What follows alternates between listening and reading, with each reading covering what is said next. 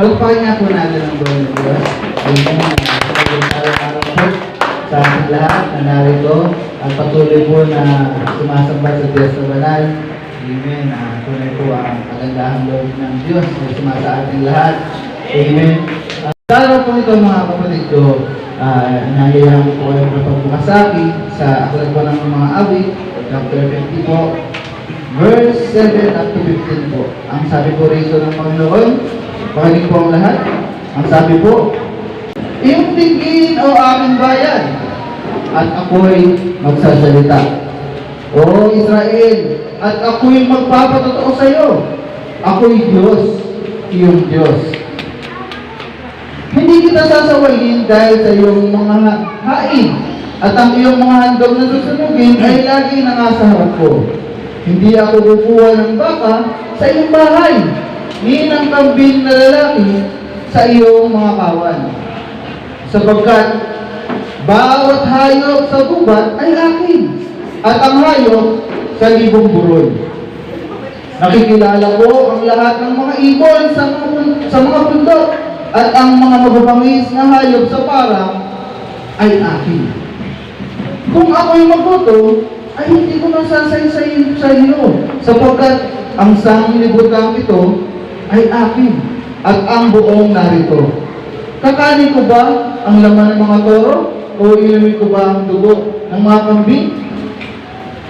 Ihandog mo sa Diyos ang haing pasasalamat.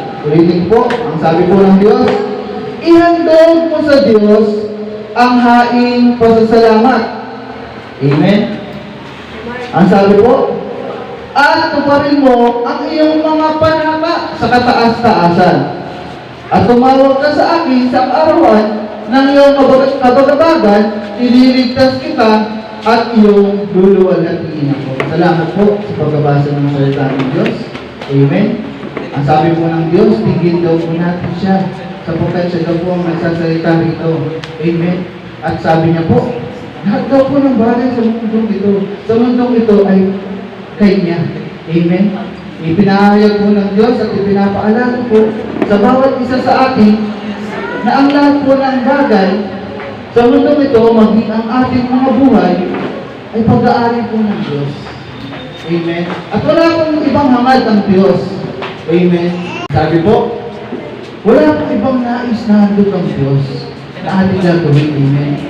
Dahil ayaw niya po tayong pahirapan.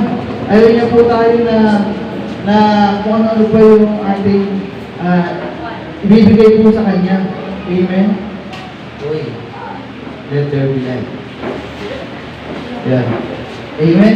Kung ano pa po yung ating, hindi na po tayo pinagpo-problema pa ng Diyos. Amen. Because pag pinagpala niya tayo, isa lang ang nais niya. Amen. Na tayo tumanaw. Amen sa kanyang mga ginawa sa atin.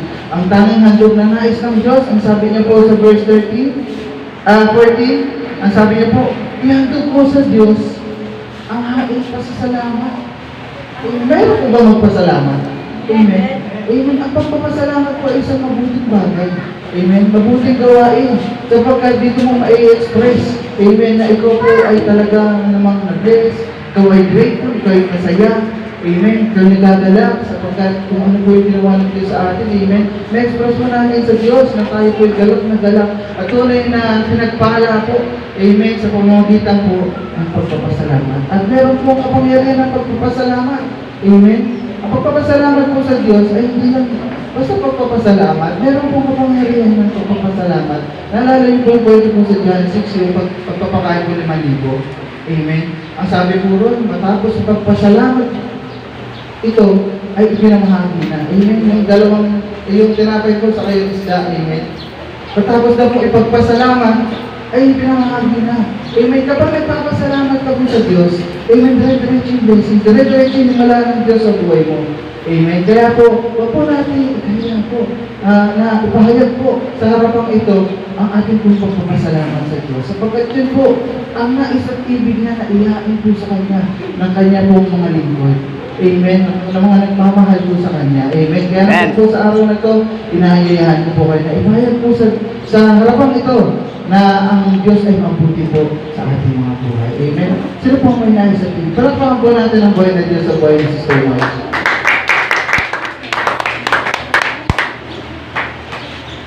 Amen. Gusto ko pagpanumaga po sa lahat. Gusto ko po magpasalamat sa Diyos na buhay dahil tunay pong mabuti siya sa aking buhay. Amen. Maraming salamat sa Kanya dahil yung mga nakalipas na mga araw, mga linggo, salamat sa Lord dahil pinapadali po ng Diyos yung mga pagpapala dahil alam mo Diyos na mahal po ang bigas. Amen. Yes. Amen. Na talagang mabuti ang Diyos sa mga tao na merong kakayanan. Amen. Nagbigay po sila ng bigas. Amen. At hindi lang po bigas, kundi ulam pa. Maraming salamat din po sa Diyos sa araw-araw pag-ingat sa aming buhay, sa aming mag-asawa din.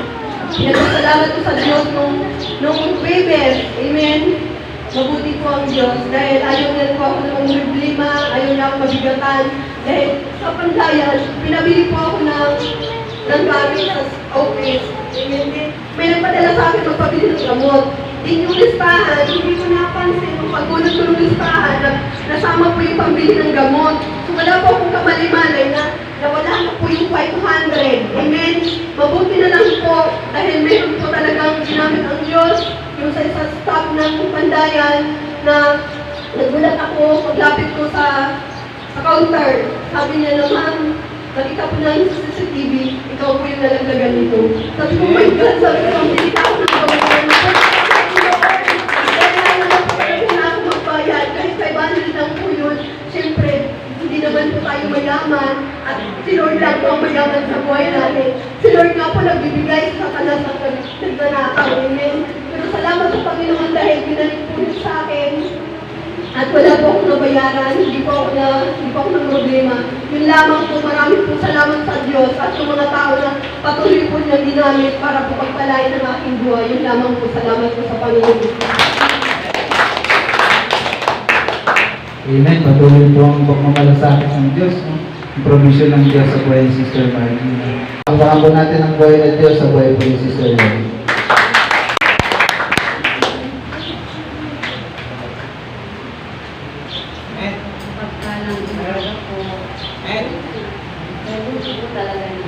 Amen. Pagkaka-hospital ko po dahil lumpunan mo po yung lamang ko. Talagang napakabuti po ang Diyos kasi wala po akong pinangalan ko. Amen. Dahil po sa Kanya, lumaling po ako sa kanyang nararamdaman ko kasi sa panahon na yun, ako po'y naghirap sa naramdaman ko. Pero po dahil mabuti po ang Diyos, Amen. hindi po ko pinabayaan. Ito nga po at sa bagong kontrata ko, halos sobra-sobra pa po sa kalahati ang nawala. Liit na po ang pagmula natin. Napakabuti po ng Diyos kasi sa kanya po, sa kanya lang po hindi ng kalakasan. Dahil siya lang po nakapagbigay sa akin. Kaya po, salamat po sa inyo. Amen. Amen. Mabuti po ba ang Diyos? Amen. Amen. Tunay na mabuti ang Diyos sa buhay lalo ni Sister Lolit. Magbahagi yung provision ni Lord. Amen. At sino po may nais? Balakpakan po natin ang buhay ng Diyos sa buhay ni Sister Mila. Tinanong ko na gano'n. Tinanong ko na tayo, walang po maraming kapatid. Ako lang po magpapasalamat na po sa Panginoon.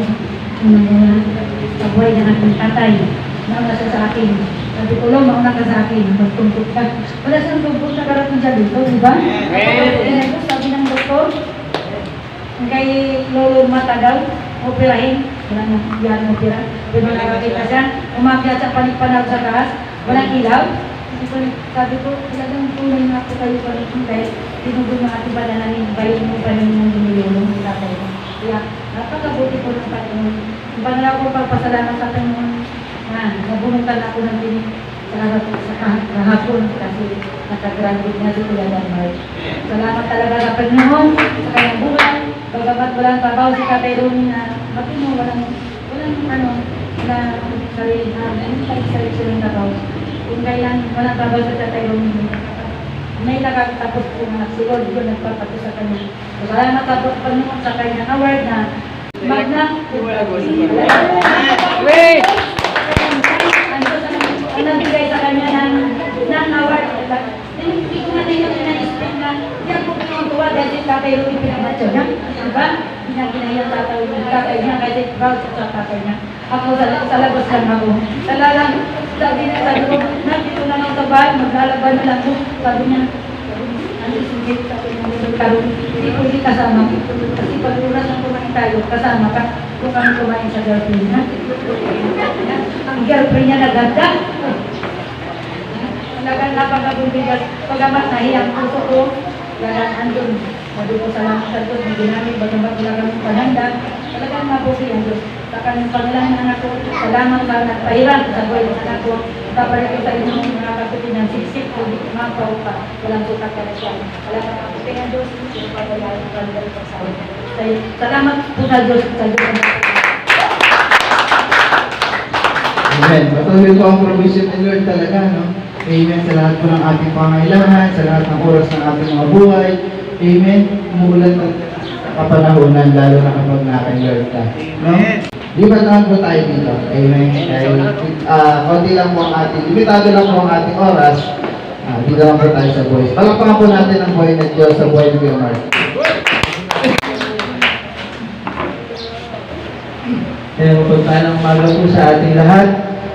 Unang-una po ang lubos na pinagpapasalamat ko po sa Diyos is yung pag-iingat niya po sa buhay ko, sa buhay ng pamilya ko sa araw-araw. And then, nung Friday, nung pag-uwi po namin galing Santol, salamat sa Lord kasi kahit walang ilaw yung motor ni Daddy Sunny, iningatan kami ng Diyos ni Daddy Boy. Salamat po sa Lord. And then, ito po, yung milagro, yung ginawa ng Panginoon sa buhay ko, kanina umaga lang po, na last Friday, talaga pong hiningi ko po ng tulong po sa Lord na sabi ko po, sana matigil yung pag-iinuman doon sa bahay. Kasi halos gabi-gabi na lang doon nagiinuman doon sa bahay.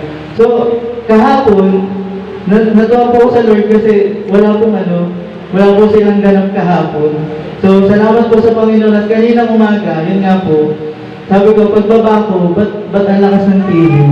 Tapos yung pagbaba ko, si Papa nanonood dito sa Jesus is Lord. Tapos alam niyo po yun na, dati hindi naman, nililipat niya po agad talaga. Pagka ganun po yung mapapanood niya na kung ano-ano yung mga pinagsasabi niya. Pero kanina, nagulat ako kasi ang lakas na ng TV, nakatutok pa siya.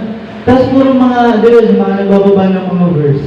Tapos tinitingnan ko lang habang may ginagawa. Tinitingnan ko talagang nakatutok po siya doon sa TV na pinapanood niya, na doon sa pastor na nagpipreach. So yun po yung pinagpapasalamat ko sa Panginoon na napakasaya po ng puso ko. Dahil po yung mga panalangin po, na kahit noon yung pa po hiningi sa Panginoon, natotoo po yung sinabi po ng ating pong pastora na kapag may pinanalangin ka, huwag mong tigilan. Kahit mahabang panahon, dirigin ng Panginoon. So yun po, pagpasalamat lang po ako sa Lord. Pero po sa Lord po na itong pagod. Amen. Tunay po napakabuti ng Diyos sa buhay ni Kuya Mark. Amen. Sino ba po ang may nais sa TV? Magpasalamat sa Diyos. Palakpakan po natin ang buhay ng Diyos sa buhay po ni Brother Sunny.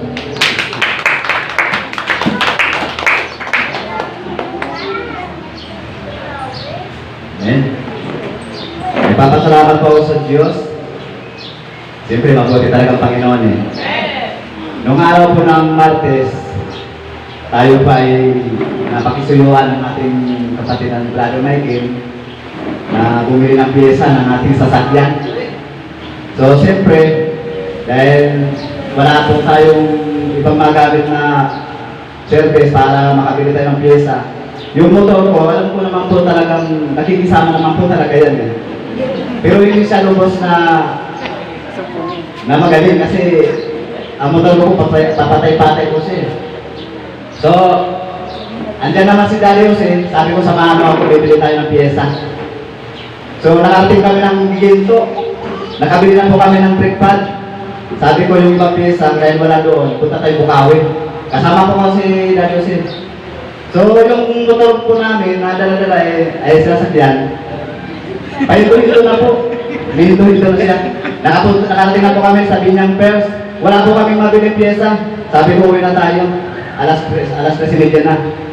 So, salamat sa Diyos dahil pagdating namin dito sa church, biglang namatay ang makina. Pinadyakan ko, nakaya lang ulit, pero ayaw na talaga pumandar. Ang pinapasalamat ko po sa Diyos, dahil dito lang po na namatay ang makina, nakauwi na po kami. Amen. So kinabukasan naman po, dahil gusto ko pong makumpleto sana yung pyesa, sabi ko kay Daddy Jose, ako na lang ang bibili. Sabi ko itong motor ko, gagamitin ko ulit. So nakarating pa ko malulos. Malulos naman. Ngayon ay testing ko muna sa Santa Rita, sa Bandire. Sabi, nagtanong po ako doon kung may mga pyesa po ditong malapit mapilahan auto supply. Malayo na raw po. Pero sa ilalim ng tulay, boundary po ng Biginto at saka Malolos, meron po doon sa ilalim ng tulay. Pumunta po ako, wala na naman. Sabi ko, uwi na lang ako. Sabi ko, dahil walang pyesa mabili, umuwi naman po ako. Papatay-patay naman po yung motor ko. Palibagong sira naman po. Pagdating po ng kanto, doon naman po namatay yung makina at malapit na lang po ang ating tutulak. Salamat sa Diyos. Amen. So, yan po. Salamat po sa Diyos. Sa Diyos po ang lahat ng papuri. Amen. Tunay pa kabutihan ng Diyos sa buhay po ni Brother Sunny, no? Amen. Ganun siya pinapagod ni Lord. Bagkus, amen, sa pagpapala po ng kanyang motorsiklo, sapagkat magagamit po, no? Sa paghahanap po ng pyesa, noon po ang ating pangailangan sa kotse po. Amen. At kung kotse po ay okay na. Yan. At welcome po natin ang buhay ng Diyos sa buhay po ni Brother Tonton.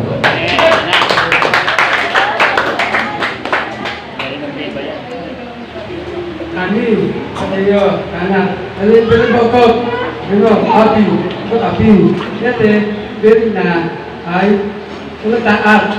Di atlet, ang berian, iyo agad, ito po. Amen. Salamat lang po sa Diyos. Dahil lang po sila lang po ni Lord ang nakakaalam. Amen. At bitin na po yung ating oras. Amen. Nakulang na po yung ating limitado lang po kasi. Amen. Kung sino po yung may nais ipagpasalamat po sa Diyos, amen. Hago po natin yan. At sa susunod na linggo po ay makapagulahan po tayo sa pagtaas ng kamay. Amen. Upang tayo po lahat ay makapagpasalamat sa ating Panginoong Diyos. Amen. Ako na lamang po magpapasalamat sa Diyos sa buhay. Ako po yung lubos na nagpapasalamat sa Diyos sa mga kabutihan niya po sa aking buhay, sa kabila po ng mga aking pong nararanasan sa kalsada. Amen. Kabila mga disgrasya, traffic, kung ano po sa kundayang nadaanan ko, lalo na po kahapon. Amen. Sa harapan ko, may truck na nabagsakan ng poste. Tapos sa harapan ko, meron nagbagka ang bus sa kotse, sa index. So, ang dami pong mga pangyayari. Sobrang traffic po dahil sa ginagawa po World Cup ng ating gobyerno, amen, yung mga palaro po bansa po natin, ay yun po, lubos-lubos po nagpapasalamat sa Diyos. Magkagayon man, ay hindi po ako nasasangkot sa ganang mga klaseng sakuna po. Amen. At pinagpapasalamat ko po sa Diyos yung pag-ingat niya sa akin sa kalsada, patuloy na pagbibigay ng lakas. Amen. Ilang araw pong puyat, pero magkagayon man ay patuloy po na gising ang diwa at puso ko po para sa Panginoon. At yun din po, pinagpapasalamat ko yung provision ni Lord.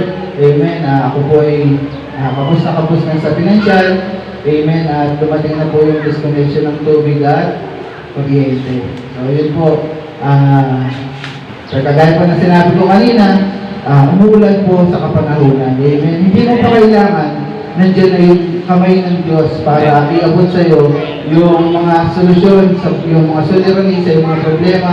Amen. Sabi po ng boss ko sa akin noong isang araw, okay, mag-overtime ka. Sabi ko, opo boss, sa DHL po kami sa Ortigas. Magpapadrive pa naman sana ako sa iyo. Anyway, mag-overtime ka, baka mag-offset ka na naman. Huwag kang masyado magpuyat. Pagdating mo doon, natulog-tulog ka para ka ng bukasan, makapasok ka pa. Huwag kang absent bukas kasi may bibigay si Wina sa'yo. So, si Ma'am Wina, siya po yung sekretarya ni Boss. At sa kanya po nanggaling yung pagpapala. Amen! Kaya po, tuloy po talaga na napakabuti ng Diyos. Amen. Hindi niya po hinahayaan na ang kanyang mga alagad po ay ng problema, lumok sa kahirapan. Although, given po yun, kasi sabi po ng 1 Peter 2:21 po, na ang pagtitiis daw po ng hirap ay bahag na pagkatawag sa atin ng Diyos sapagkat nang si Kristo daw po ay nagtiis para sa atin, nag-iwan daw po siya ng isang halimbawa na dapat natin lubos na tularan. Amen. Pero magkagayman po, kung i-compare yung ating mga nararanasan sa dinanas ng ating Panginoong Jesus ay wala man lang po sa kaligtingan. Kaya po, wala tayong reklamo. Kahit naman po yung nararanasan natin bigat, wala tayong reklamo kasi i-compare mo lang doon, makikita mo na wala lang to. Dahil napagtagumpayan nga ng Panginoong Jesus ang sanlibutan eh. Amen. At nag-iwan na siya ng halimbawang dapat natin tularan. Madali na yung mga solusyon sa problema. Manalig ka lamang sa Diyos at magtiwala. Kasi pinagkatiwala po ng Panginoong Jesus ang lahat sa Diyos eh. So yun po yung halimbawang dapat natin lubos na tularan sa Kanya. Yung pagtitiwala po sa Diyos na kayang gawin ng Lord lahat ng bagay sa buhay. At yun po pinagpapasalamat ko sa Diyos. Salamat po sa Diyos. Sa Diyos po ang kapurihan.